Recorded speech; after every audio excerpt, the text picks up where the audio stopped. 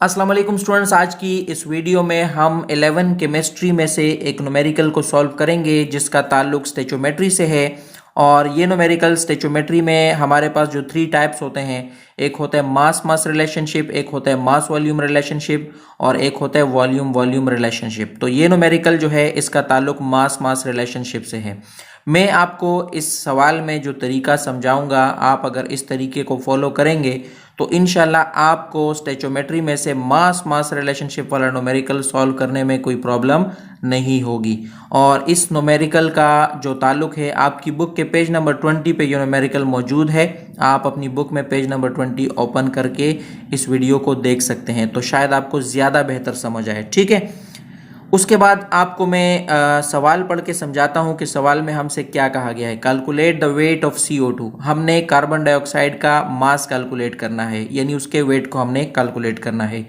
That can be obtained by heating 25 gram of limestone CaCO3। ठीक है, तो जिसको हमने लाइमस्टोन 25 ग्राम को गर्म करके, यानी उसको हीट करके हमने कितना CO2 ऑब्टेन किया, हासिल किया, ये हमने कैलकुलेट करना है। इसके अलावा हमने कैलकुलेट करना है मास ऑफ कैल्शियम ऑक्साइड, यानी हमने इसी 25 ग्राम लाइमस्टोन को हीट करके कितना कैल्शियम ऑक्साइड हमारे पास आएगा वो भी हमने कैलकुलेट करना है।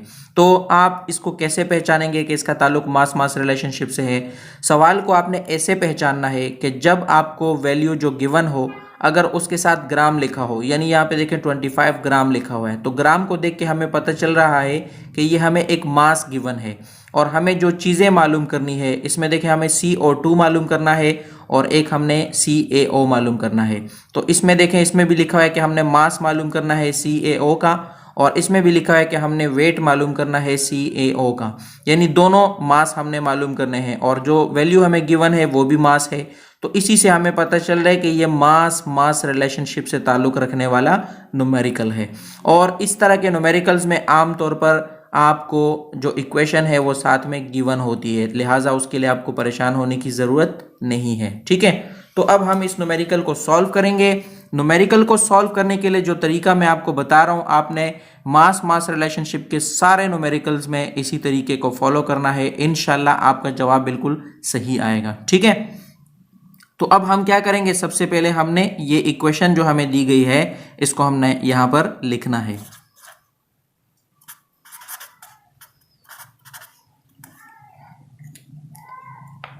तो मैं इक्वेशन को लिख लेता हूं। हमारे पास इक्वेशन है CaCO3। आपने वीडियो को छोड़ के भागना नहीं है, क्योंकि जो स्टूडेंट वीडियो पूरी देखेगा तो उसको समझ आएगी। ठीक है, तो CaO प्लस CO2, ये जो हमें इक्वेशन दी गई है, सबसे पहले हमने इसको लिखना है। ठीक है, उसके बाद आपको पता है एटॉमिक मास, जो हम मैट्रिक में AMU मालूम करते थे या मोलर मास मालूम करते थे, तो हमने इन तीनों के एटॉमिक मास मालूम करने हैं। तो उसके लिए हमें सबसे पहले, आपको पता है कि एटॉमिक मास जो हमारे पास होता है Ca का पीरियोडिक टेबल में, वो आपके पास मिलेगा 40। ठीक है, तो 40 के साथ हम प्लस करेंगे कार्बन को। कार्बन हमारे पास होता है हमेशा 12।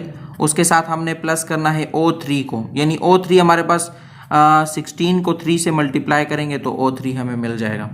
तो अगर हम 16 को 3 से मल्टीप्लाई करते हैं 48 होता है, उसके साथ हमने 12 को प्लस करना है, 40 को प्लस करना है, तो टोटल हमें जो मिलेगा वो है 100 ग्राम।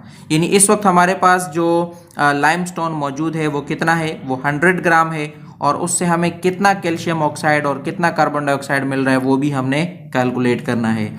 तो मैं यहाँ पर लिख देता हूँ। देखें, ये हमारे पास होता है 40 और O हमारे पास होता है, ऑक्सीजन हमारे पास होता है 16। 40 और 16 आपको पता है कितना होता है, 56 ग्राम। ठीक है, और इसके अलावा हमारे पास CO2 है, यानी कार्बन डाइऑक्साइड है। तो कार्बन डाइऑक्साइड में देखिए हमारे पास होता है कार्बन होता है 12, और डाइऑक्साइड यानी हमारे पास O2 जो है वो हमारे पास कितना होगा, 16 × 2। ठीक है, तो ये हमारे पास टोटल बनेगा 44 ग्राम। ठीक है, हमने जो इसकी कैलकुलेशंस थी वो हमने कर ली, यानी मसावात के मुताबिक हमारे पास कितना लाइमस्टोन मौजूद है और उससे हमें कितना कैल्शियम ऑक्साइड और कितना कार्बन डाइऑक्साइड मिल रहा है वो मैंने कैलकुलेट कर लिया। अब हम सवाल को हल करेंगे। तो हम यहाँ से शुरू करेंगे। सबसे पहले देखें, हमें दो चीज़ें मालूम करनी है, CO2 मालूम करना है और CaO मालूम करना है। तो इन दोनों को मालूम करने के लिए पहले मैं इसको मालूम करता हूँ, क्योंकि मसावात में ये पहले है। तो इसको मालूम करने के लिए मैं यहाँ पर लिखूंगा कि जब मेरे पास लाइमस्टोन 100 ग्राम था, 100 ग्राम CaCO3, ये मुझे कितना कैल्शियम ऑक्साइड दे रहे हैं? ये मुझे दे रहे हैं 56 ग्राम। ठीक है, 100 ग्राम CaCO3 हमें जो कैल्शियम ऑक्साइड दे रहा है वो है कितना? 56 ग्राम। तो अगर मैं मालूम करना चाहूंगा कि 1 ग्राम अगर मेरे पास ये लाइमस्टोन हो तो ये मुझे कितना CaO देगा, कितना कैल्शियम ऑक्साइड प्रोड्यूस करेगा? तो उसके लिए मुझे क्या करना पड़ेगा? देखें 100 है ना यहाँ पे, तो अगर मैं 100 को दोनों साइड पे डिवाइड कर दूं, यानी 100 से 100 को डिवाइड कर दूं और 56 को भी 100 से डिवाइड कर दूं, तो मुझे मालूम हो जाएगा कि 1 ग्राम से कितना आएगा। तो 100 को 100 से डिवाइड करने से तो 1 ग्राम आ गया इस साइड पे। ठीक है, 100 से 56 को डिवाइड करेंगे तो 56/100 आ जाएगा हमारे पास। ठीक है, 1 ग्राम हमारे पास अगर लाइमस्टोन है तो उससे हमें जो कैल्शियम ऑक्साइड मिल रहा है वो है 56/100। ठीक है, अब हमें मालूम कितना करना था? हमने तो मालूम 1 ग्राम का नहीं करना ना, हमने 100 ग्राम का करना है, हमने मालूम करना है 25 ग्राम का। ठीक है, तो मैं यहाँ पर लिखूंगा कि अगर 25 ग्राम मेरे पास लाइमस्टोन मौजूद है तो हमें जो कैल्शियम ऑक्साइड प्रोड्यूस होगी वो कितनी होगी? बहुत आसान है, हमने 56/100 को मल्टीप्लाई करना है 25 से। ठीक है, तो जब मैंने इसको 25 से मल्टीप्लाई किया तो मेरे पास जो आंसर आ रहा है वो है 14 ग्राम, यानी मुझे 14 ग्राम कैल्शियम ऑक्साइड मिली जब मैंने 25 ग्राम लाइमस्टोन को गर्म किया। ठीक है, तो ये मेरा पहला आंसर हो गया। अब मैंने क्या करना है?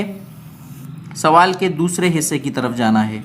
तो सवाल के दूसरे हिस्से में आप देखें, हमारे पास है कार्बन डाइऑक्साइड। ठीक है, हमें कैल्शियम ऑक्साइड भी मालूम करना था और हमें कार्बन डाइऑक्साइड भी मालूम करना था। तो जब मैंने 100 ग्राम लाइमस्टोन को गर्म किया तो मुझे 44 ग्राम कार्बन डाइऑक्साइड मिली। ठीक है, तो अब मैं यहाँ पर लिखूंगा 100 ग्राम लाइमस्टोन मुझे जो कार्बन डाइऑक्साइड दे रहा है वो कितना है? 44 ग्राम।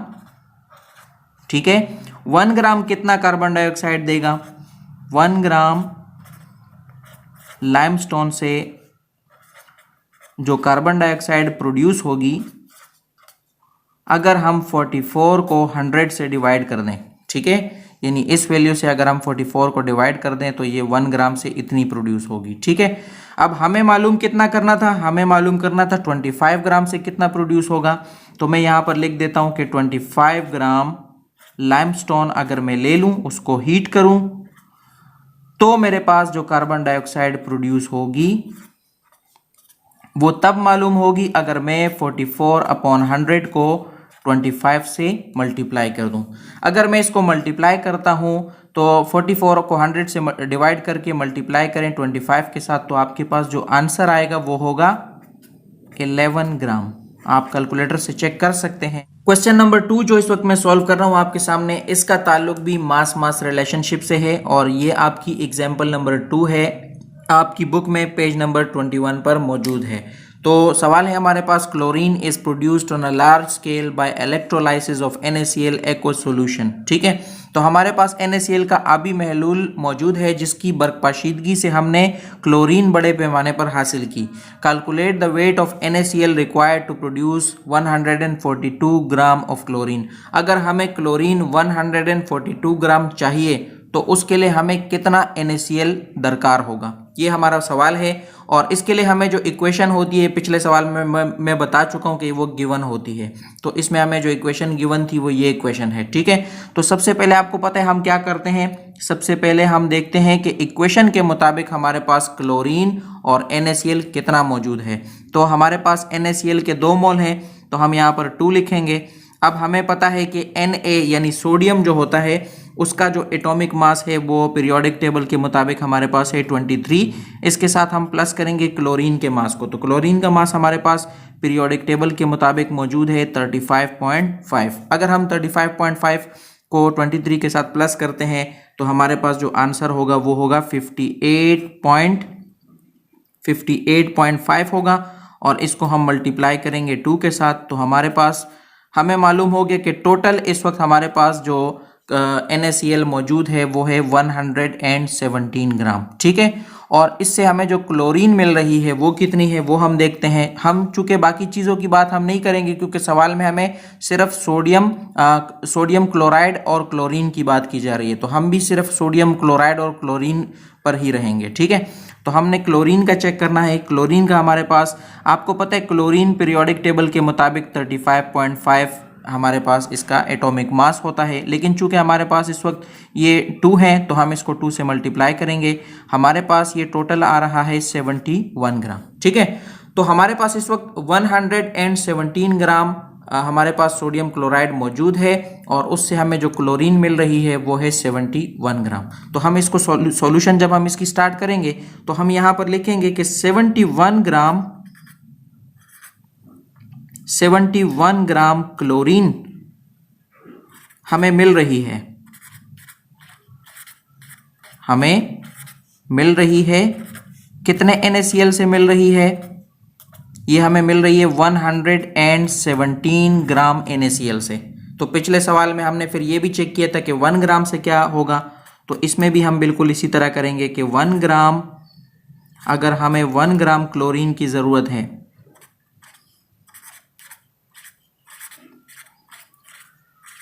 अगर हमें 1 ग्राम क्लोरीन की ज़रूरत है तो हमारे पास NaCl कितना होना चाहिए? ठीक है, कितने NaCl की इलेक्ट्रोलाइसिस हम करेंगे। ठीक है, तो उसके लिए हमें, जैसे पिछले सवाल में यहाँ पर देखें 100 ग्राम था तो मैंने दोनों साइड पे 100 को डिवाइड कर दिया था।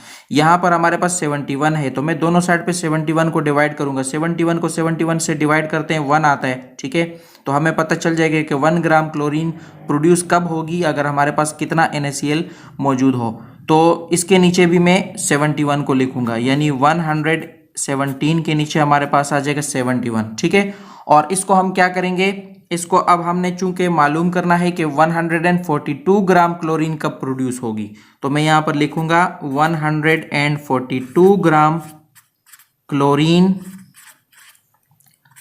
Are produced by NaCl। अगर मैंने ये मालूम करना है कि 142 ग्राम क्लोरीन को प्रोड्यूस करने के लिए हमें कितना NaCl दरकार होगा, तो जो 1 ग्राम जितने से प्रोड्यूस हो रहा है उसको हमने 142 से मल्टीप्लाई करना है। तो 117 अपॉन 71 से हम मल्टीप्लाई करेंगे 142 को। जब आप कैलकुलेटर से ये कैलकुलेशन कर लेंगे तो आपके पास जो आंसर आएगा, आपने 117 से 71 को तकसीम करना है और 142 के साथ ज़रब करना है, तो आपके पास जो आंसर आएगा वो होगा 234 ग्राम NaCl हमें दरकार होगा अगर हमें क्लोरीन 142 ग्राम प्रोड्यूस करनी है।